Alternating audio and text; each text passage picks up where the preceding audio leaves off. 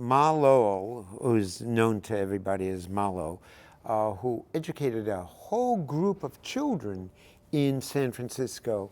She was a widow who had 2 children.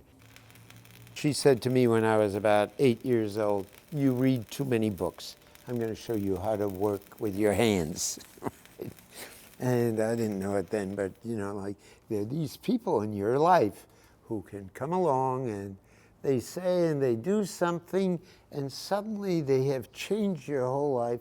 And 40 years later, you find out, wow, that's where my life changed. All my early work was wood, and I became a house painter in order to get away from high school. And then I became a boat builder. And I learned so much as a boat builder that it was amazing.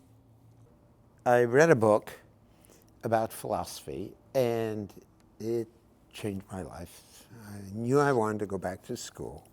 So I went back and majored in philosophy until I found sculpture. One is very limited working in wood, and I had always wanted to work in steel. I worked in steel in Berkeley. It's very expensive. These tools are horrible in terms of being expensive. Cranes and trucks and cherry pickers and welders and MIG welders, plasmas, like these are all state of the art.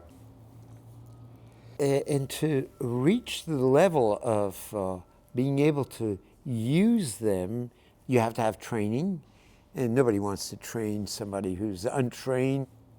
Manuel Neri and I both got the same grant, and they gave us a couple of $1,000s. He bought a church, and I bought a crane with 2 dead motors. A crane operator in Canada taught me an awful lot. And suddenly it was like unknown piano player discovering the piano. With steel, you can do things that are spatial that no other material can do. Not just in terms of tension, in terms of cantilever, you have brilliant people like Ken Snelson that can do things that look as close to magic as we can believe. Most people don't know that they live in steel. They drive a car, they know that it's a steel car, they know that the motor is steel, but they don't really realize that that's the difference of when they push their foot on the pedal, that's why they can go faster than anybody can run. Steel has allowed all the skyscrapers. What I've tried is to have the joy of spirit out of steel. And steel has so often been nothing but an element of warfare and other horrible things. It's not the fault of steel. It's the fault of human beings that's used that way.